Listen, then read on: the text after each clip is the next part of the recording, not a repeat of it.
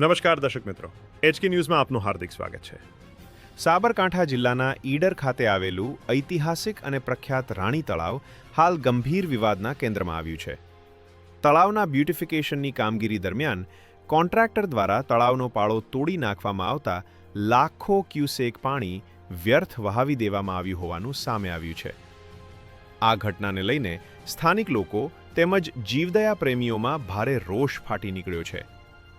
બ્યુટિફિકેશનની કામગીરી ઝડપથી પૂર્ણ થાય તે હેતુથી કોન્ટ્રાક્ટરે તળાવનો પાળો તોડી નાખ્યો હોવાનું જાણવા મળ્યું છે.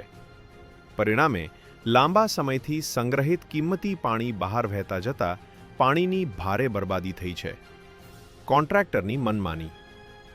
કામગીરીમાં સરળતા રહે તે માટે તળાવનો પાળો તોડી પાણી છોડવામાં આવ્યું. કામની ધીમી ગતિ.